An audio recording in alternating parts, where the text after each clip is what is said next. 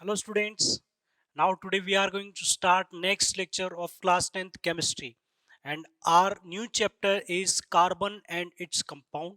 So first we should try to understand that which topics of this chapter we are going to start. तो बच्चों सबसे पहले हम देखते हैं कि इस चैप्टर के सब टॉपिक क्या होंगे और इस चैप्टर की बोर्ड या आपके एनटीएससी एग्जाम में इंपॉर्टेंस क्या है।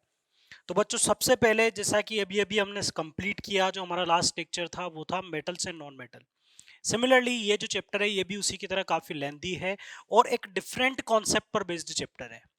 मींस अब तक जो आप केमिस्ट्री स्टडी कर रहे थे, अब तक जो चैप्टर्स आपने स्टडी किया था वो एक तरह से इनऑर्गेनिक ब्रांच से रिलेट करता है।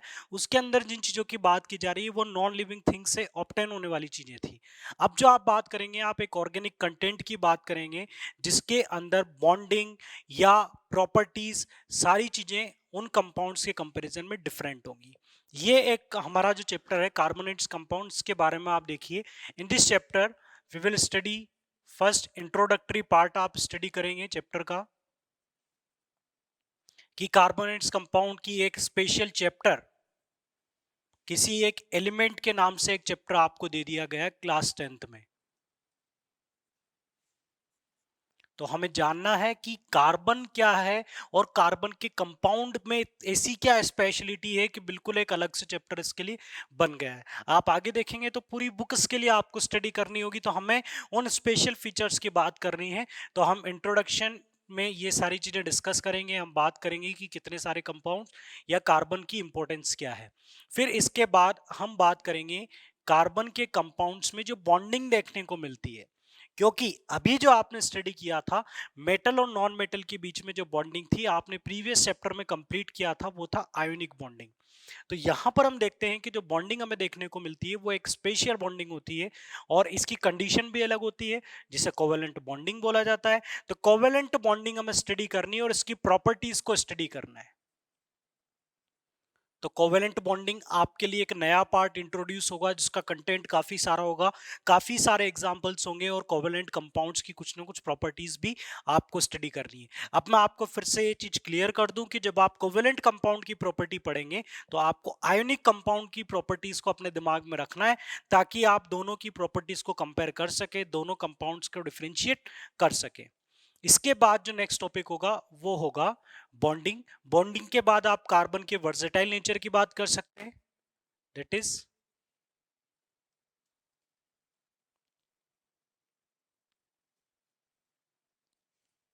अभी आपको क्लियर नहीं होगा, मैं बाद में आपको ये चीज समझा दूंगा कि वर्सेटाइल का मीनिंग क्या होगा कि एक डिफरेंट नेचर, एक स्पेशल नेचर। अदर एलिमेंट्स में वो नेचर नहीं है जो नेचर कार्बन की है, जो टेंडेंसी कार्बन की है। तो सबसे अलग, सबसे अनोखा, इसलिए इसे हमने क्या बोल दिया, वर्सेटाइल नेचर। तो कार्बन की वर्सेटाइल नेचर क्या है और ऐसा क्यों होता है कि कार्बन अदर एलिमेंट्स के कंपैरिजन में वर्सेटाइल है। फिर हम बात करेंगे क्लासिफिकेशन ऑफ ऑर्गेनिक कंपाउंड्स। तो जो ऑर्गेनिक कंपाउंड्स आप स्टडी कर रहे हैं इनका क्लासिफिकेशन करेंगे। इनके क्लासिफिकेशन के बाद आप स्टडी करेंगे आईयूपीएसी नोमेनक्लेचर। इसलिए बच्चों मैंने बोला कि ये एक ऐसा चैप्टर है जो अपने साथ ऐसे ऐसे सब टॉपिक लेकर आता है जो अपने आप में एक बहुत बड़ा कंटेंट है, बहुत बड़ी थ्योरी है जिनके अंदर बहुत सारे लॉजिक हैं। तो आईयूपीएसी नोमेनक्लेचर के बाद आप स्टडी करेंगे होमोलोगस सीरीज, आइसोमेरिज्म,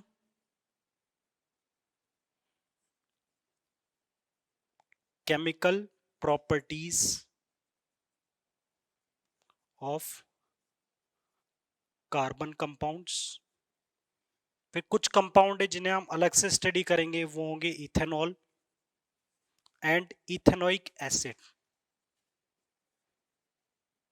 और इसके बाद आप स्टडी करेंगे सोप एंड डिटर्जेंट।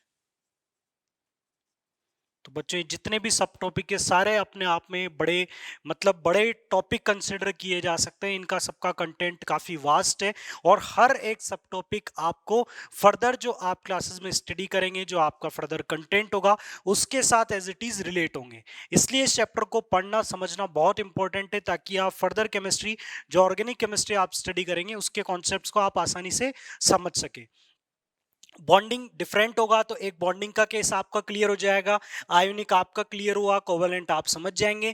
तो सोचिए बच्चों, जब आप क्लास 11th में केमिकल बॉन्डिंग पढ़ेंगे तो आप कितना कंफर्टेबल फील करेंगे, क्योंकि आप दो तरह की बॉन्डिंग को काफी अच्छे से विद एग्जांपल समझ चुके हो।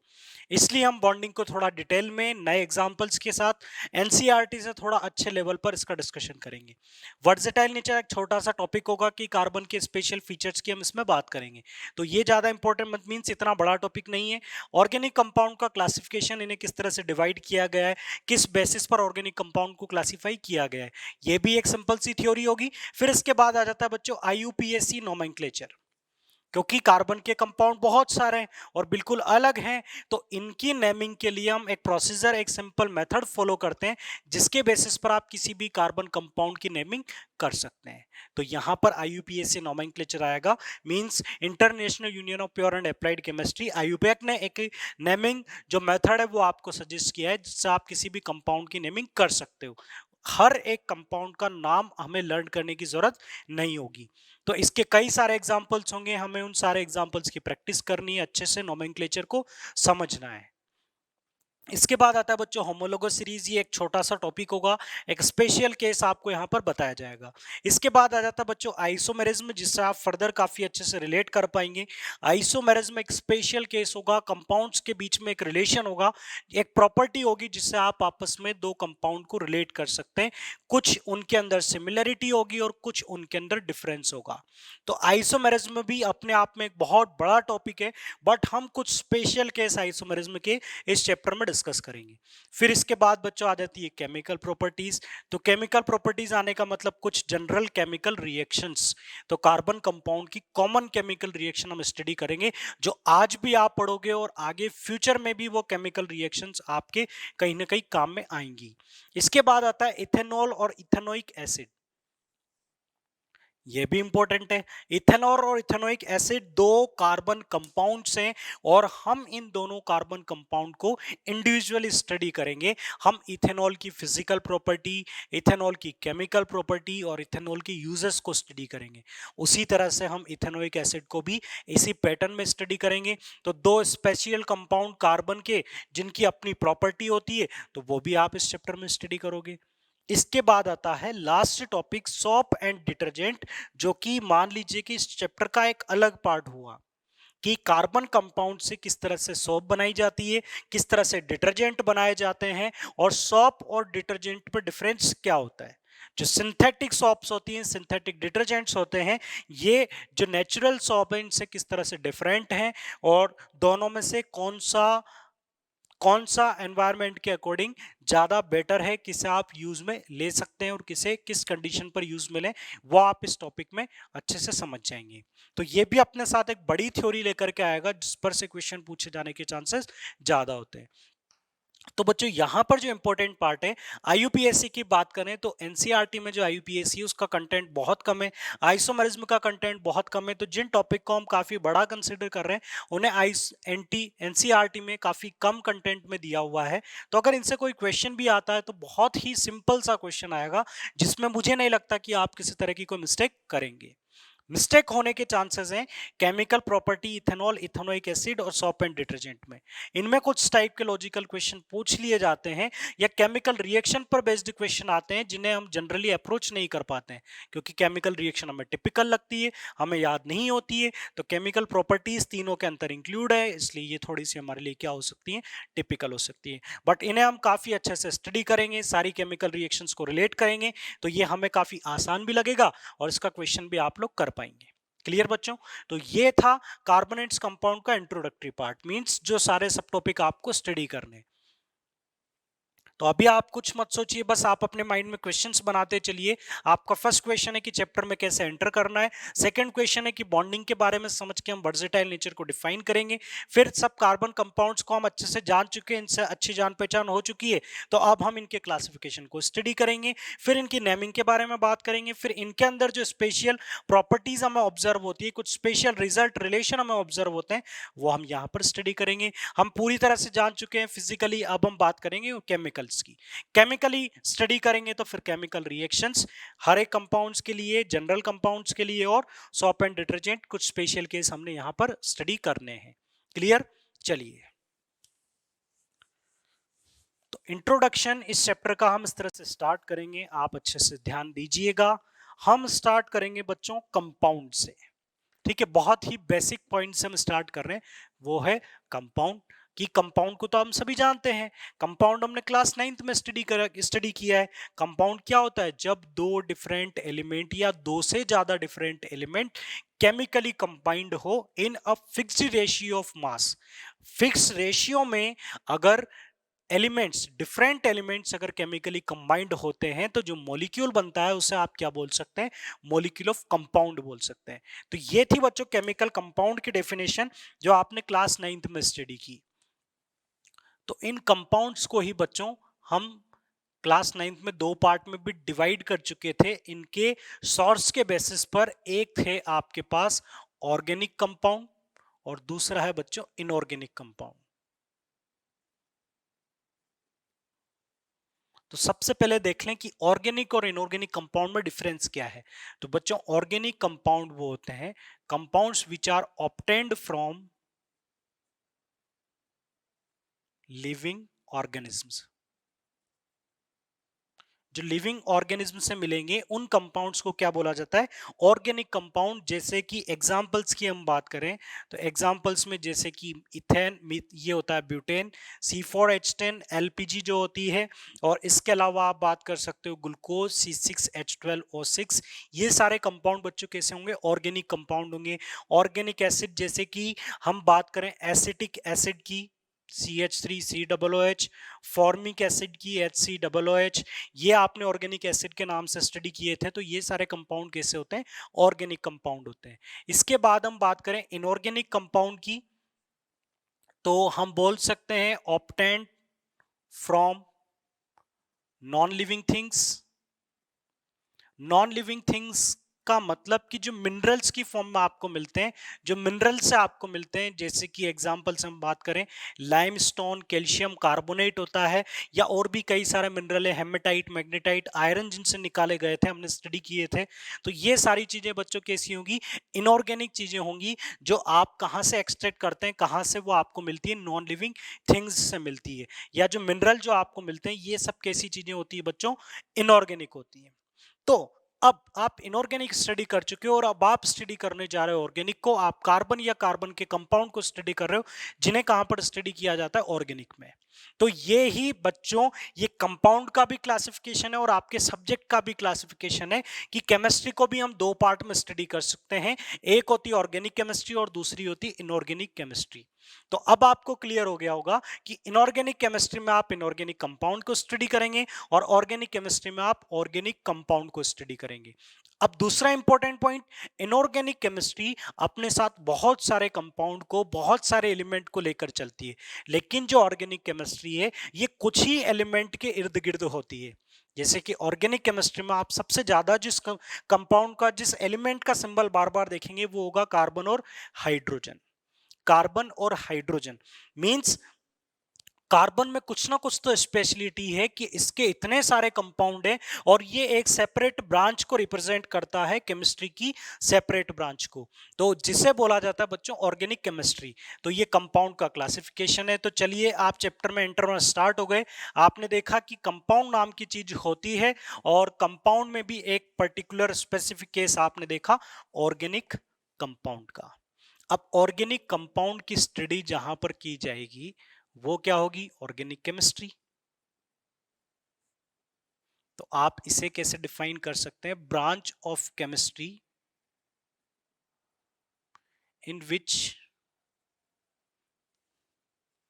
We deals with the study of structure, properties and reactions of organic compounds. या हम इससे ऐसे भी बोल सकते हैं, पहले इस डेफिनेशन को समझिए। ऑर्गेनिक केमिस्ट्री क्या होगी? केमिस्ट्री की वो ब्रांच होगी जिसमें आप ऑर्गेनिक कंपाउंड को स्टडी करते हैं। कैसे स्टडी करते हैं? ऑर्गेनिक कंपाउंड की स्ट्रक्चर की बात करेंगे, ऑर्गेनिक कंपाउंड की केमिकल रिएक्शंस क्या होंगी उनकी बात करेंगे, उनकी फिजिकल प्रॉपर्टीज क्या होंगी उनकी बात करेंगे। तो जहां पर मतलब ये डिस्कशन मतलब आप उसका पूरा डिस्कशन कर रहे हो, उसके कॉम्पोजिशन को आपने पढ़ लिया, उसकी प्रॉपर्टीज को आपने स्टडी कर लिया। तो जहां पर किसी ऑर्गेनिक कंपाउंड पर रिसर्च हो रही है उसको अच्छे से पढ़ा जा रहा है, वो ब्रांच बच्चों कौन सी होगी? ऑर्गेनिक केमिस्ट्री होगी। इसे इस तरह से भी लिखा जा सकता है, we the branch which deals with the study of hydrocarbon and their derivatives। तो बच्चों यहां पर ये जो टर्म मैंने लिखी हाइड्रोकार्बन एंड देयर डेरिवेटिव्स, पहले बच्चों इस तरह से डिफाइन किया जाता था इनिशियल में, that organic chemistry is the branch of means organic chemistry, जिसमें ऑर्गेनिक केमिस्ट्री को बोला जाता था कार्बन की केमिस्ट्री, मींस जिसमें आप कार्बन को स्टडी करेंगे। तो बाद में कई सारे ऐसे क्वेश्चंस आ गए, जैसे कि कैल्शियम कार्बोनेट की बात करें तो इसमें भी आपने कार्बन देखा, बट ना तो ये ऑर्गेनिक कंपाउंड है ना ऑर्गेनिक केमिस्ट्री का पार्ट बना। मींस ऑर्गेनिक कंपाउंड जो थे पहले मान लिए गए थे कि कार्बन के कंपाउंड ऑर्गेनिक कंपाउंड होंगे, बट बाद में जो एक्चुअल डेफिनेशन है वो ये है कि ऑर्गेनिक में क्या होगा, कार्बन के साथ हाइड्रोजन एसोसिएटेड होगा, या उस हाइड्रोजन को किसी दूसरे एलिमेंट से आप डिस्प्लेस करके आप उसके किसी डेरिवेटिव की बात कर सकते हो। डेरिवेटिव का मतलब उसी से डिराइव किया गया दूसरा कंपाउंड। मींस कार्बन के साथ अकेले कार्बन की बात नहीं करेंगे, कार्बन के साथ हाइड्रोजन का एसोसिएटेड रहना बहुत जरूरी है, उसे आप ऑर्गेनिक कंपाउंड मान सकते हैं, और उसकी स्टडी आप कहां पर करेंगे? ऑर्गेनिक केमिस्ट्री में करेंगे। चलिए, अब हम दूसरी स्टेज पर आ चुके हैं कि हमने कंपाउंड के बारे में जाना, और कंपाउंड में हमने ऑर्गेनिक कंपाउंड को टारगेट किया, और हमें पता चला कि ऑर्गेनिक कंपाउंड क्या होते हैं, हाइड्रोकार्बन या उसके डेरिवेटिव होते हैं। तो हमें इस चैप्टर में किसको स्टडी करना है? हाइड्रोकार्बन को। तो जो चैप्टर का नाम था कार्बन, वो अब हमारे सामने आ चुका है। हाइड्रोकार्बन में जो मेन इंपॉर्टेंट रोल है बच्चों, वो किसका है? कार्बन का है। मेन जो स्पेसिफिक प्रॉपर्टी है वो किसकी है? कार्बन की है। इसलिए हमारा टारगेट कौन है? कार्बन है। इसलिए हमने इस चैप्टर को स्टडी करना है और सारी प्रॉपर्टीज को समझना है। दूसरा रीजन कि इस चैप्टर में कार्बन को इतनी इंपॉर्टेंस और इस चैप्टर को अलग से स्टडी करने की जरूरत क्या थी, तो उसके लिए बच्चों ऑर्गेनिक कंपाउंड के बारे में कुछ पॉइंट मैं आपको बताऊंगा कि ऑर्गेनिक कंपाउंड के लिए अलग से ब्रांच बनाने की नीड क्यों है, आप सेपरेट ब्रांच में इन्हें क्यों स्टडी कर रहे हो। देखो, सबसे पहली चीज तो आप समझे कि आप किसी भी सब्जेक्ट को, कंटेंट को डिवाइड इसलिए करते हैं, क्लासिफिकेशन इसलिए करते हैं ताकि उसकी स्टडी इजी हो जाए। अगर आपके पास कंटेंट कम होगा तो आप उसे इंडिविजुअल पढ़ सकते हैं, लेकिन जब कंटेंट ज्यादा होता जाएगा तो फिर आपको वहां पर क्लासिफिकेशन करना पड़ेगा। इसलिए केमिस्ट्री क्या है कि काफी वास्ट है, इसलिए आपने केमिस्ट्री को फिजिकल, ऑर्गेनिक और इनऑर्गेनिक में डिवाइड कर दिया, इसको क्लासिफाई कर दिया ताकि आप उसे इजीली स्टडी कर सकें। साइंस को आप क्लासिफाई कर देते हैं फिजिक्स, केमिस्ट्री, बायोलॉजी में, ताकि उसकी स्टडी आपके लिए ईजी हो जाए। तो उसी तरह से हमने अलग से ऑर्गेनिक केमिस्ट्री की बात की, जिसमें हम ऑर्गेनिक कंपाउंड की बात करेंगे। क्यों हमने अलग से स्टडी की? क्योंकि ऑर्गेनिक कंपाउंड का कंटेंट बहुत है। क्यों है इनका कंटेंट बहुत? क्योंकि ऑर्गेनिक कंपाउंड बहुत ज्यादा संख्या में मौजूद हैं। मींस अगर मैं अपने आसपास ऑर्गेनिक कंपाउंड की बात करूं तो मेरे आसपास लिविंग ऑर्गेनिज्म से ऑब्टेन होने वाले बहुत सारे कंपाउंड्स हैं। जैसे कि मैं फ्यूल्स की बात करूं तो फ्यूल्स बच्चों कैसे कैसे कंपाउंड्स होंगे? ऑर्गेनिक कंपाउंड्स होंगे। एसिड्स में कई सारे एसिड्स ऑर्गेनिक एसिड्स आपने देखा होगा, इनके अंदर जो भी मटेरियल्स मिलते हैं, जो फ्रूट्स वगैरह होते हैं, इनके अंदर जो एसिड्स होते हैं वो कैसे होते हैं? ऑर्गेनिक एसिड होते हैं। तो ऐसे कई सारे केसेस, ग्लूकोज, जितने भी कार्बोहाइड्रेट हैं, ग्लूकोज, सुक्रोज, प्रोटीन वगैरह, ये बच्चों सारे केसेस होंगे, ये सब चीजें होंगी ऑर्गेनिक चीजें होंगी। तो आपने ऑर्गेनिक कंपाउंड अपने आसपास बहुत सारे देखे, तो जब कंटेंट बहुत ज्यादा हो गया तो इन्हें स्टडी करने के लिए हमें सेपरेट ब्रांच की नीड होगी। तो हम इन्हें कहां पर स्टडी करेंगे? ऑर्गेनिक केमिस्ट्री में। दूसरा पॉइंट, ऑर्गेनिक कंपाउंड के अंदर एक स्पेशल केस ये है कि इनके अंदर जो बॉन्डिंग होती है बच्चों, वो दूसरी वाली होती है, कोवेलेंट बॉन्डिंग। तो एक नई बॉन्डिंग, एक नया कॉन्सेप्ट इसके साथ में आता है, इसलिए हम इसे अलग से स्टडी कर रहे हैं, ताकि वो कॉन्सेप्ट अलग है जो हमने दूसरे पार्ट में स्टडी किए, और ये कॉन्सेप्ट अलग है जो इस पार्ट में हमने स्टडी किए, ताकि दोनों पार्ट बिल्कुल डिफरेंट हो और दोनों को हम सेपरेटली अच्छे से स्टडी कर सकें। दूसरा, ऑर्गेनिक कंपाउंड में कुछ स्पेशल फीचर्स होते हैं, जैसे कि आइसोमेरिज्म,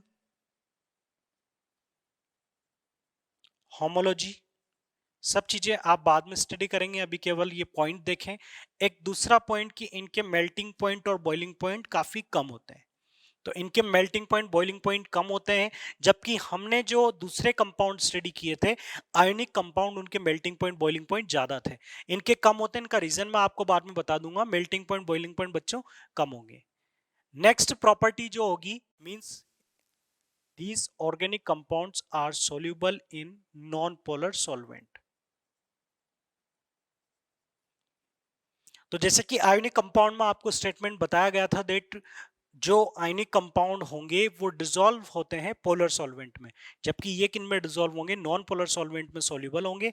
तो ये कुछ कॉमन प्रॉपर्टीज है ऑर्गेनिक कंपाउंड्स की जो कि डिफरेंट होती है आयनिक कंपाउंड से, इसलिए हम इन्हें सेपरेटली स्टडी करते हैं इन ऑर्गेनिक केमिस्ट्री। तो ऑर्गेनिक केमिस्ट्री में ऑर्गेनिक कंपाउंड को स्टडी करना है, और ऑर्गेनिक कंपाउंड हाइड्रोकार्बन या उसके डेरिवेटिव हैं, यहां तक हम पहुंच चुके हैं। अब एक बात करते हैं कि जो ऑर्गेनिक कंपाउंड है इनका फॉर्मेशन कैसे हुआ, इन्हें किस तरह से बनाया गया। तो इन्हें बनाने को लेकर कुछ साइंटिस्ट थे जिन्होंने कुछ थ्योरी दी, अपने कुछ हाइपोथेसिस दिए। तो वो थे बच्चों, वो थ्योरी थी वाइटल फोर्स थ्योरी, और इसे बोला जाता है बर्जिलियस हाइपोथेसिस। तो साइंटिस्ट बर्जिलियस हाइपोथेसिस भी इसे बोला जा सकता है, या ये है वाइटल फोर्स थ्योरी, जो कि हमें ये बताती है कि ऑर्गेनिक कंपाउंड को लेबोरेटरी में किस तरह से प्रिपेयर किया जा सकता है, या एक्चुअल जिसका स्टेटमेंट था वो इसी पर बेस्ड है कि लेबोरेटरी में ऑर्गेनिक कंपाउंड को प्रिपेयर किया जा सकता है या नहीं किया जा सकता। क्योंकि ऑर्गेनिक कंपाउंड को हमने देखा समझा तो हमें पता चला कि ये तो लिविंग ऑर्गेनिज्म से मिलते हैं, बट इनकी प्रॉपर्टीज काफी डिफरेंट होती है, काफी स्पेशल होते हैं। तो हमने ये जानने की कोशिश की कि इन्हें किस तरह से प्रिपेयर किया जाएगा। तो उसमें जो बर्जिलियस साइंटिस्ट थे इन्होंने एक हाइपोथेसिस दिया, एक स्टेटमेंट दिया दैट ऑर्गेनिक दैट सिंथेसिस या preparation of organic compound could be carried out only in the presence of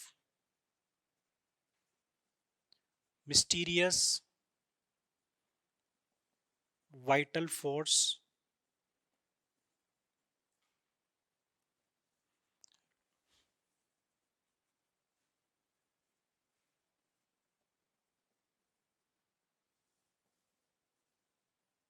which are available in living organism। ठीक है, तो बच्चों बर्जिलियस ने ये बोला कि ऑर्गेनिक कंपाउंड को सिंथेसाइज किया जा सकता है, बट इन्हें सिंथेसाइज करने के लिए, इन्हें बनाने के लिए आपको एक स्पेशल फोर्स की रिक्वायरमेंट होगी जिसे बोला जाता है वाइटल फोर्स। अब हमारे माइंड में एक डाउट ये आता है कि वाइटल का मीनिंग क्या है, क्योंकि ये एक अनकॉमन सी टर्म है। तो वाइटल का मतलब बच्चों इतना आप समझिएगा, वाइटल का मतलब जो कि एक मिस्टीरियस है, जिसे कोई नहीं जानता, एक ऐसा फोर्स जिसे हम नहीं जानते हैं कि वो कैसे बनता है या क्या उसका एग्जिस्टेंस है। बस वो ऑर्गेनिक कंपाउंड किस तरह से बना, या ऑर्गेनिक जैसे लिविंग ऑर्गेनिज्म अपने आप क्रिएट हुए हैं और उनके अंदर जो कंपाउंड्स हैं वो अपने आप बने हैं, उनके बनने के लिए जो फोर्स है, इसने क्या बोल दिया कि एक वाइटल फोर्स रिक्वायर्ड है जिसे में नहीं, हम जानते नहीं है। तो उसी की प्रेजेंस में ऑर्गेनिक कंपाउंड को सिंथेसाइज किया जा सकता है। मींस इनडायरेक्टली इसका मीनिंग ये है कि ऑर्गेनिक कंपाउंड को आप लेबोरेटरी में सिंथेसाइज नहीं कर सकते जब तक आप इस फोर्स का पता नहीं लगा सकते। तो यही वाइटल फोर्स थ्योरी थी according to Berzelius. Organic compound को सिंथेसाइज करने के लिए आपको इस वाइटल फोर्स को पता करना पड़ेगा, तभी आप उस ऑर्गेनिक कंपाउंड के सिंथेसिस की बात कर सकते हैं। बट कुछ टाइम बाद एक साइंटिस्ट आया जिनका नाम था फ्रेडरिच वॉलर। तो नेक्स्ट टॉपिक है हमारा वॉलर सिंथेसिस। तो एक साइंटिस्ट थे जिनका नाम था फ्रेडरिच वॉलर, और फ्रेडरिच वॉलर ने एक्सीडेंटली एक ऑर्गेनिक कंपाउंड को लेबोरेटरी में सिंथेसाइज कर दिया, प्रिपेयर कर दिया। मींस अब तक हमारा ये मानना था कि ऑर्गेनिक कंपाउंड को हम लेबोरेटरी में प्रिपेयर नहीं कर सकते, सिंथेसिस नहीं कर सकते इनका, ये हमें केवल डायरेक्टली लिविंग ऑर्गेनिज्म से ही मिलेंगे। लेकिन फ्रेडरिच वॉलर ने एक केमिकल रिएक्शन लेबोरेटरी में करवाई, और वो केमिकल रिएक्शन बच्चों ये थी, इन्होंने रिएक्शन करवाई ammonium sulphate plus potassium cyanate में, KCNO। बच्चों पोटेशियम साइनेट भी यहाँ इनऑर्गेनिक कंपाउंड है और जो अमोनियम सल्फेट है ये भी इनऑर्गेनिक कंपाउंड है। इनकी केमिकल रिएक्शन से यहाँ पर एक प्रोडक्ट मिला NH4CNO प्लस K2SO4। नाम मैं यहां पर लिख देता हूं, ये अमोनियम सल्फेट, ये होगा पोटेशियम साइनेट। तो यहां पर ये आपको क्या मिलेगा, अमोनियम साइनेट और पोटेशियम सल्फेट। तो अमोनियम साइनेट और पोटेशियम सल्फेट मिला, ये किसी पर्टिकुलर टेम्परेचर पर ये केमिकल रिएक्शन यहां पर हो गई। अब इस केमिकल रिएक्शन के होने के दौरान जो आपको प्रोडक्ट मिला था अमोनियम साइनेट, जो साइंटिस्ट थे ओलर, इन्होंने अमोनियम साइनेट प्रिपेयर किया, बट ये अमोनियम साइनेट को अलग करना भूल गए और अमोनियम साइनेट अभी भी हीट की प्रेजेंस में रखा हुआ था। अमोनियम साइनेट अभी भी गर्म हो रहा था, कुछ टेम्परेचर पर अमोनियम साइनेट रखा हुआ था। और जब कुछ टाइम बाद ये आकर देखते हैं तो अमोनियम साइनेट का जो अरेंजमेंट है वो अरेंजमेंट बदल जाता है। मींस यहां पर जो एटम्स जिस तरह से एक दूसरे से बॉन्डेड है वो सारी बॉन्डिंग चेंज हो जाती है। इनकी जो बॉन्डिंग है वो पहले जैसे कि कोई किसी एक दूसरे एटम के साथ अटैच था, वो उसे छोड़कर किसी दूसरे एटम के साथ अटैच्ड हो जाएगा। मींस स्ट्रक्चर जो है वो रीअरेंज हो जाती है। मींस हीट की प्रेजेंस में यहां पर होगा रीअरेंजमेंट, और रीअरेंजमेंट के बाद आपको जो यहां पर कंपाउंड मिलेगा वो होगा NH2CO NH2। ये अलग कंपाउंड है, ये अलग कंपाउंड है, ये इनऑर्गेनिक कंपाउंड है, ये ऑर्गेनिक कंपाउंड है जिससे बोला जाता है यूरिया। और यूरिया है बच्चों ऑर्गेनिक कंपाउंड, ये होगा ऑर्गेनिक। और इसकी स्ट्रक्चर जब आप बाद में स्टडी करेंगे तो यूरिया की स्ट्रक्चर बच्चों ऐसी होती है। तो अमोनियम साइनेट जिसकी स्ट्रक्चर अलग थी, जिसकी प्रॉपर्टीज अलग थी, बट हीट की प्रेजेंस में इसके स्ट्रक्चर में रीअरेंज हुआ और ये कन्वर्ट हो गया यूरिया में। उसने ये नहीं सोचा था कि हीट होने पर ये फर्दर एक ऐसे कंपाउंड में कन्वर्ट हो जाएगा जिसका नेचर जो कैसा होगा, ऑर्गेनिक कंपाउंड होगा। मतलब एक इनऑर्गेनिक कंपाउंड से एक ऑर्गेनिक कंपाउंड बना। तो यहां पर फर्स्ट ऑर्गेनिक कंपाउंड जो लेबोरेटरी में प्रिपेयर किया गया वो ऑर्गेनिक कंपाउंड कौन सा था, यूरिया। तो हम इस स्टेटमेंट को ध्यान रखें, कई बार एग्जाम में पूछ लिया जाता है। तो first organic compound prepared in laboratory वो था बच्चों यूरिया। तो ये एक क्वेश्चन है जिसको आप याद रखिएगा कि यूरिया ही फर्स्ट केमिकल ऑर्गेनिक कंपाउंड था जिसे लेबोरेटरी में बनाया गया।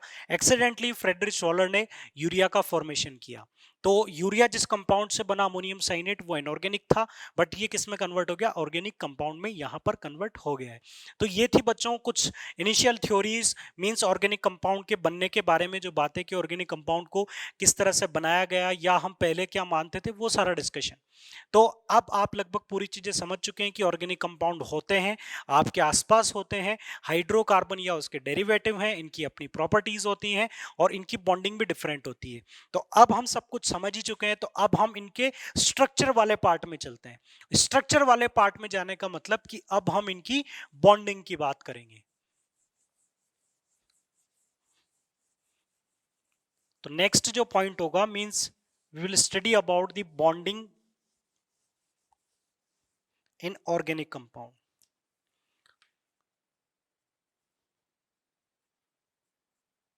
या हम बोल सकते हैं बॉन्डिंग इन कार्बन या बॉन्डिंग इन ऑर्गेनिक कंपाउंड। कि कार्बन ऑर्गेनिक कंपाउंड का मेन कंस्टिट्यूएंट कौन है बच्चों, कार्बन। तो हम कार्बन को से ही डायरेक्ट बॉन्डिंग को समझते हैं कि किस तरह से कार्बन जो है वो बॉन्डिंग में पार्टिसिपेट करेगा। क्योंकि देखो जो जो भी एग्जांपल आप देखना चाहें, जैसे कि मैंने लिखा C6H12O6, दूसरा मैंने लिखा C4H10, तो यहाँ पर आगे आपको समझ में आ जाएगा कि इन कंपाउंड का जो मेन पार्ट है वो कार्बन वाला ही पार्ट होता है, कार्बन ही मेन होता है जो कि एक बड़े कंपाउंड का फॉर्मेशन कर सकता है। वो सारा जो मेन रोल है वो कार्बन का है। तो हमें कार्बन से ही बॉन्डिंग को समझना है। तो कार्बन से बॉन्डिंग को समझने के लिए पहले कार्बन के बारे में जो बेसिक इंफॉर्मेशन है वो आपको पता हो कि कार्बन जो होगा इसका सिंबल होगा C, और इसका रिप्रेजेंटेशन कुछ इस तरह से होता है 6C12। यहाँ पर रिप्रेजेंट करती है ये फॉर्मेशन, ये नोटेशन रिप्रेजेंट करता है कि यहाँ पर 6 जो है ये क्या होगा, number of proton and number of neutron के बराबर। और यहाँ पर जो 12 है ये मास नंबर होगा, इस 6 को क्या बोल सकते हो आप, इसका एटॉमिक नंबर भी बोल सकते हो, वो सारी चीजें आपको पता है। अब हम बात करते हैं इसके इलेक्ट्रॉनिक कॉन्फ़िगरेशन की। तो इसका इलेक्ट्रॉनिक कॉन्फ़िगरेशन कैसा होगा बच्चों, इसका इलेक्ट्रॉनिक कॉन्फ़िगरेशन K और L के अकॉर्डिंग 2,4 ये इसका इलेक्ट्रॉनिक कॉन्फ़िगरेशन होगा। इसे हम इस तरह से भी रिप्रेजेंट कर सकते हैं, 6 प्रोटॉन 6 न्यूट्रॉन न्यूक्लियस में, first shell second shell, 2 electron first shell में और 4 इलेक्ट्रॉन सेकंड शेल में। क्लियर? तो ये आपने कार्बन की बेसिक इंफॉर्मेशन जो आप क्लास 9th में स्टडी कर चुके हो। इसके साथ साथ कुछ बैचेस में या कुछ बच्चों को ये चीजें भी पता होंगी कि ये जो इलेक्ट्रॉनिक कॉन्फ़िगरेशन है के अंदर, इस शेल को सबशेल फॉर्म में अगर कॉन्फ़िगरेशन लिखा जाए तो इसका कॉन्फ़िगरेशन मिलता है 1s2 2s2 और 2p2। ये कार्बन का कॉन्फ़िगरेशन है जब हम इसे सबशेल की फॉर्म में लिखते हैं, एसपीडीएफ की फॉर्म में लिखते हैं, जो आप बाद में स्टडी करेंगे अगर आपने नहीं पढ़ा है तो। इसके अलावा हम इसे ऑर्बिटल की फॉर्म में भी लिख देते हैं। एस के लिए एक ऑर्बिटल बनाया जाता है, एस के लिए एक ऑर्बिटल बनाया जाता है और पी के लिए कितने ऑर्बिटल बनाए जाएंगे, 3। तो इन इलेक्ट्रॉन्स को अरेंज करें तो एस में कितने इलेक्ट्रॉन है, 2। इस 2s में भी कितने इलेक्ट्रॉन है, 2। 2p में कितने इलेक्ट्रॉन है, 2। तो ये इलेक्ट्रॉन्स का अरेंजमेंट मींस इलेक्ट्रॉनिक कॉन्फ़िगरेशन को मैंने तीनों फॉर्मेट में लिख दिया। ये बेसिक फॉर्मेट जो क्लास 9th में स्टडी किया जाता है, और ये दोनों एडवांस्ड फॉर्मेट है जो ज्यादा इंपॉर्टेंट है, या बॉन्डिंग को आप इन्हीं फॉर्मेट के थ्रू समझ सकते हैं। तो इससे पहले मैं आपको थोड़ा सा आइडिया दे देता हूं कि इलेक्ट्रॉन की प्रेजेंस जो एटम के अंदर होती है वो एक 3D रीजन में होती है, और उस 3D रीजन को बोला जाता है बच्चों ऑर्बिटल। तो यहां पर हमने जो ये ऑर्बिटल्स मींस ये जो ब्लॉक रिप्रेजेंट किए हैं, ये ब्लॉक जो है वो ऑर्बिटल को रिप्रेजेंट करते हैं। ये एस ऑर्बिटल के लिए, एस के लिए, और ये 3 जो ब्लॉक आपने बनाए ये पी ऑर्बिटल को रिप्रेजेंट करते हैं। आप बाद में ये भी स्टडी करेंगे कि एस ऑर्बिटल जो होता है एक 3D है, 3D है तो एक्स के ओरिएंटेड होगा, वाई के ओरिएंटेड होगा और जेड एक्सिस के ओरिएंटेड होगा। एस ऑर्बिटल आप देखेंगे कि एस का जो रीजन डिफाइंड है ये स्फेरिकल रीजन होता है। एस के लिए एस ऑर्बिटल का जो 3D रीजन है उसकी शेप कैसी होती है बच्चों, स्फेरिकल होती है। ये वो स्फेरिकल रीजन है जहां पर एस ऑर्बिटल का इलेक्ट्रॉन के प्रेजेंस होने की प्रोबेबिलिटी मैक्सिमम होती है। तो ऑर्बिटल के बारे में एक बेसिक सा पॉइंट मैं आपको बता देता हूं कि ऑर्बिटल एक 3D रीजन होता है जहां पर इलेक्ट्रॉन के प्रेजेंट होने की प्रोबेबिलिटी मैक्सिमम होती है। तो यहां पर एस ऑर्बिटल के लिए स्फेरिकल रीजन डिफाइंड है जिसमें एस के इलेक्ट्रॉन के प्रेजेंट होने की प्रोबेबिलिटी मैक्सिमम है। सिमिलरली अगर P की बात करें तो P में ये X होगा, ये Y है और ये Z है। P के अंदर जो इलेक्ट्रॉन के प्रेजेंट होने की प्रोबेबिलिटी मैक्सिमम होती है, और जो 3D रीजन इसके लिए डिफाइन किया जाता है वो 3D रीजन होता है डबल डंबल शेप में। डबल डंबल का मतलब इस तरह से, ये एक्स के ओरिएंटेड होगा। ये 3D रीजन जो हमने डंबल शेप का बनाया है, ये सॉरी डबल डंबल नहीं है, ये सिंगल डंबल है। तो डंबल शेप का जो आपने ये जो रीजन बनाया है ये एक्स के ओरिएंटेड है। सिमिलरली वाई और जेड के ओरिएंटेड भी डंबल शेप में आपको रीजन मिलेंगे, ये वाई के ओरिएंटेड होगा। और बात करें जेड के ओरिएंटेड,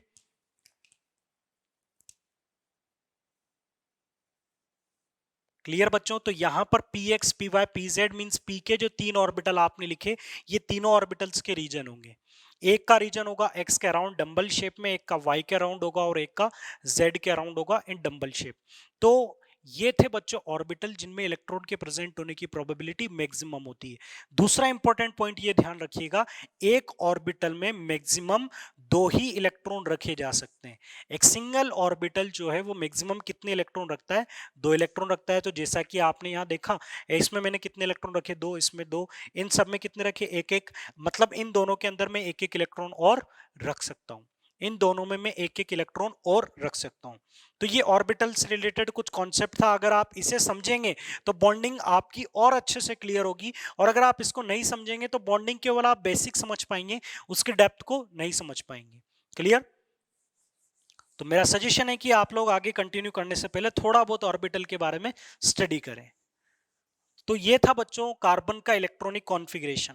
अब किसी भी एलिमेंट के बॉन्ड की बात करनी हो, उसकी केमिकल कॉम्बिनेशन की बात करनी हो, तो उसके कॉन्फ़िगरेशन की बात की जाती है। तो यहाँ पर कॉन्फ़िगरेशन की बात करें तो कार्बन का जो कॉन्फ़िगरेशन आपको मिल रहा है, मैं अभी सिंपल कॉन्सेप्ट से आपको बताता हूँ। कार्बन का जो कॉन्फ़िगरेशन आपने लिखा C 2,4। तो कार्बन बॉन्ड बनाने के लिए क्या करना पड़ेगा, किसी भी एटम को बॉन्ड बनाने के लिए या तो इलेक्ट्रॉन का ट्रांसफर जरूरी होता है, इलेक्ट्रॉन की मदद से ही बॉन्ड बनेंगे, इलेक्ट्रॉन के ट्रांसफर से ही क्या होंगी, केमिकल रिएक्शन होगी। तो केमिकल चेंज के लिए इलेक्ट्रॉन का ट्रांसफर करना है, और आप जान चुके हो, आपको पता है कि इलेक्ट्रॉन का ट्रांसफर स्टेबिलिटी के अकॉर्डिंग होता है, नोबल गैस कॉन्फ़िगरेशन के अकॉर्डिंग होता है। तो यहां पर हम बात करें कि कार्बन के आसपास कौन सी नोबल गैस है, या तो ये हीलियम की तरफ चला जाए या फिर ये नियोन की तरफ चला जाए। तो अगर हम बात करें, अगर ये कार्बन 4 इलेक्ट्रॉन लूज करता है तो फिर ये क्या बन जाएगा, C4+, और C4+ में इसका कॉन्फ़िगरेशन क्या होगा, 2, और ये कॉन्फ़िगरेशन किसके सिमिलर होगा, हीलियम के सिमिलर। तो नोबल गैस का कॉन्फ़िगरेशन अचीव हुआ, स्टेबिलिटी मिल गई। सिमिलरली दूसरे केस की बात करें, अगर ये गेन करता है तो गेन भी कितने करने पड़ेंगे, इसको 4 इलेक्ट्रॉन ही गेन करने पड़ेंगे। 4 गेन करने के बाद ये क्या बन जाएगा, C4-, और उसका कॉन्फ़िगरेशन क्या हो जाएगा, 2,8, और ये किसका सिमिलर कॉन्फ़िगरेशन होगा, नियोन का। तो बच्चों, नोबल गैस कॉन्फ़िगरेशन अचीव करने के दो मेथड होते हैं, जैसा कि हम प्रीवियस कंटेंट में स्टडी कर चुके हैं कि या तो इलेक्ट्रॉन डोनेट किया जाए या इलेक्ट्रॉन को गेन किया जाए। बट यहां पर क्या देखने को मिलता है कि जो दोनों केसेस थे उन दोनों में इक्वल नंबर ऑफ इलेक्ट्रॉन है। अगर मैं नाइट्रोजन की बात करूं तो नाइट्रोजन का कॉन्फ़िगरेशन 2,5 होता है, तो या तो 5 इलेक्ट्रॉन देगा या फिर 3 इलेक्ट्रॉन लेगा। तो यहां पर आप प्रेफर करते थे कि 3 इलेक्ट्रॉन लेगा, ये केस पॉसिबल नहीं है क्योंकि इसमें नंबर ऑफ इलेक्ट्रॉन कम है। बट यहां पर तो दोनों ही केसेस में 4-4 का काउंट है बच्चों। अगर देने हैं तो 4 देने हैं और लेने हैं तो 4 लेने हैं, मतलब दोनों के ही होने की टेंडेंसी बराबर है। अगर अभी तक देखा जाए तो हमें क्या लगता है कि दोनों ही केसेस की टेंडेंसी इक्वल है। अभी हम किसी एक को रिजेक्ट नहीं कर सकते, तो अब किसी एक को रिजेक्ट कैसे किया जाए, तो उसके लिए हम थोड़ा डिटेल में जाते हैं। तो डिटेल में जाने के लिए हम बात करते हैं कि कार्बन से इलेक्ट्रॉन निकालना है। तो कार्बन से ऐसा तो नहीं कि एक बार में 4 इलेक्ट्रॉन दे देगा। सबसे पहले हम कार्बन को क्या सप्लाई करेंगे, आयोनाइजेशन एनर्जी। क्लियर। इलेक्ट्रॉन निकालने के लिए कौन सी एनर्जी दी जाती है, जो एनर्जी आप सप्लाई करेंगे बच्चों, से क्या बोला जाता है, आयोनाइजेशन एनर्जी। तो कार्बन को आपने क्या दी, आयोनाइजेशन एनर्जी। तो कार्बन ने आपको क्या दिया, इलेक्ट्रॉन दे दिया, और इलेक्ट्रॉन देकर ये किस में कन्वर्ट हो जाएगा, कार्बन केटायन में। एक इलेक्ट्रॉन निकलेगा तो कितना चार्ज आएगा, 1+। चलिए, हमने फर्दर और आयोनाइजेशन एनर्जी दी। तो अब सेकंड केस में आप आयोनाइजेशन एनर्जी दे रहे हो या दूसरा इलेक्ट्रॉन निकालने के लिए आयोनाइजेशन एनर्जी दे रहे हो, तो इसे क्या बोला जाता है, सेकंड आयोनाइजेशन एनर्जी, IE2। और इससे इलेक्ट्रॉन निकलने के बाद ये क्या बन जाएगा, C2+। अब अगर फर्दर हम इलेक्ट्रॉन निकालेंगे तो हमें फर्दर आयोनाइजेशन एनर्जी देनी पड़ेगी, IE3। एक इलेक्ट्रॉन निकलेगा और ये बनेगा 3+। 3+ को आप आयोनाइजेशन एनर्जी दोगे तो ये क्या बन जाएगा, C4+। क्लियर। तो बच्चों, इस केस में आपने क्या किया कि 4 स्टेप में कार्बन को कार्बन केटायन बनाया, C4+। और इन चारों स्टेप में आपको पता होना चाहिए, आपने पीरियोडिक क्लासिफिकेशन में स्टडी किया होगा कि किसी भी एक एटम से एक इलेक्ट्रॉन निकालने के बाद दूसरा इलेक्ट्रॉन निकालना और ज्यादा टिपिकल हो जाता है, दूसरा निकालने के बाद तीसरा निकालना और ज्यादा मुश्किल, तीसरा निकालने के बाद चौथा इलेक्ट्रॉन निकालना और भी ज्यादा मुश्किल हो जाता है। क्यों, क्योंकि देखो ये पॉजिटिव चार्ज बनता जा रहा है, पॉजिटिव से इलेक्ट्रॉन निकालना मुश्किल होगा। मींस इस पूरे प्रोसेस में ये जो 4 स्टेप्स आप देख रहे हो, C से C4+ का जो कन्वर्जन है, इस पूरे प्रोसेस में बात करें तो large amount of energy is required, जो कि पॉसिबल नहीं है। इसलिए कार्बन का कार्बन केटायन बनना पॉसिबल नहीं है, नॉट पॉसिबल। मतलब एक केस तो हमारा क्लियर हुआ कि कार्बन से C4+ नहीं बनेगा, कार्बन का आयन नहीं बनेगा। कार्बन का आयन नहीं बनेगा तो अब आयनिक बॉन्ड कैसे बनाएगा, हो सकता है एनायन से बना ले। तो एनायन वाले केस को स्टडी करते हैं। एनायन वाले केस को स्टडी करेंगे तो यहां पर जब कार्बन है तो कार्बन के पास बच्चों कितने प्रोटॉन है, 6 प्रोटॉन 6 इलेक्ट्रॉन। लेकिन अगर ये C4- बन जाएगा तो इसके पास प्रोटॉन कितने रहेंगे, 6, और इलेक्ट्रॉन कितने हो जाएंगे, 10, क्योंकि 4 इलेक्ट्रॉन इसने गेन कर लिए। तो बच्चों, इंपॉर्टेंट पॉइंट ये है कि कार्बन ने जब 4 इलेक्ट्रॉन गेन किए तो टोटल इलेक्ट्रॉन कितने हो गए, 10। तो यहां पर पॉइंट ये है कि एक छोटी साइज का एटम एक स्मॉल साइज का एटम जिसके न्यूक्लियस में 6 प्रोटॉन है और उसके अंदर आपने कितने इलेक्ट्रॉन फिल कर दिए, 10 इलेक्ट्रॉन्स फिल कर दिए। तो बच्चों यहां पर जो 10 इलेक्ट्रॉन्स के का जो ग्रुप होगा उसके बीच में रिपल्शन भी तो होगा। इसे यहां पर ड्रॉ कर देता हूं कि आपने जो 4 इलेक्ट्रॉन एक्स्ट्रा यहां पर रखे हैं वो ये इस तरह से है। तो अब टोटल देखो इसके अंदर ये 4 इलेक्ट्रॉन लिखने के बाद टोटल कितने इलेक्ट्रॉन हो गए, यहां पर 8 और 2 10 इलेक्ट्रॉन हो गए। अब ये जो 10 इलेक्ट्रॉन्स हैं ये एक दूसरे को रिपेल करेंगे। अब अगर एटम बड़ी साइज का होता तो ये रिपल्शन इतना ज्यादा नहीं होता, बट बहुत छोटा एटम है और यहाँ पर 10 इलेक्ट्रॉन है तो रिपल्शन ज्यादा होगा। अब इनके रिपल्शन को कौन कंट्रोल करता है, इनके रिपल्शन को कौन कंट्रोल कंट्रोल करता है, न्यूक्लियस के प्रोटॉन। इलेक्ट्रॉन्स के रिपल्शन को कंट्रोल करते हैं न्यूक्लियस के प्रोटॉन। बट यहां पर बच्चों सिचुएशन ऐसी बन गई है कि इलेक्ट्रॉन इतने ज्यादा हो चुके हैं और रिपल्शन इतना ज्यादा हो चुका है कि आपके जो 6 प्रोटॉन है ये इसको होल्ड करने में यहां पर ये एबल नहीं है। मींस 6 प्रोटॉन यहां पर सफिशिएंट नहीं है 10 इलेक्ट्रॉन पर। तो यहां पर जो 6 प्रोटॉन है इनका जो 10 इलेक्ट्रॉन्स पर होल्ड है वो स्टेबल नहीं होगा। मींस ये वाली जो कंडीशन है ये इस केस में स्टेबल नहीं होगी। इसका स्टेबल होने का नहीं होने का रीजन क्या है कि जो 6 प्रोटॉन है वो 10 इलेक्ट्रॉन को होल्ड नहीं कर पाएंगे। तो यहां पर हम बोल सकते हैं 6 protons not able to hold on 10 electrons. तो 6 प्रोटॉन जो है वो 10 इलेक्ट्रॉन को होल्ड नहीं कर पाएंगे या ये इन्हें यहां पर रोक नहीं पाएंगे। क्यों? क्योंकि उनके बीच में रिपल्शन ज्यादा होगा, साइज छोटी है। तो यहां पर ये जो डिफरेंस है 4 का डिफरेंस चल सकता है बट इस केस में नहीं चलेगा। इसलिए हम बोल सकते हैं फाइनली कि सी से C4 माइनस का भी फॉर्मेशन नहीं होगा। ठीक है, तो अब आपको ये पता चल चुका है जो मेरा क्वेश्चन था, जो आज की क्लास में मैंने आपके माइंड में जो क्वेश्चन जनरेट किया वो ये है कि कार्बन से C4+ भी नहीं बनता और C4- भी नहीं बनता, केटायन भी नहीं बनेगा और एनायन भी नहीं बनेगा।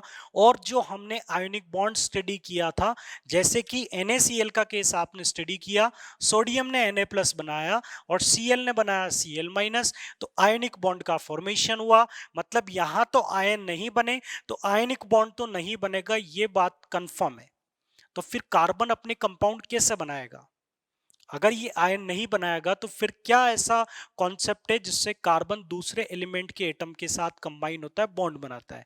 तो उसकी बॉन्डिंग को, उस केस को समझने के लिए आज का हमारा ये कंटेंट सफिशिएंट है, उसे हम स्टार्ट करेंगे नेक्स्ट लेक्चर में। तो आज केवल आपके माइंड का क्वेश्चन, मतलब आपको जाकर घर जाकर केवल इसी क्वेश्चंस को ट्राई करना है, इसी पर अप्रोच लगाना है कि जब ये पॉसिबिलिटी नहीं है तो फिर कार्बन में कंबाइन होने के लिए, बॉन्ड बनाने के लिए क्या पॉसिबिलिटी होगी। So students, we will continue with covalent bonding in next lecture.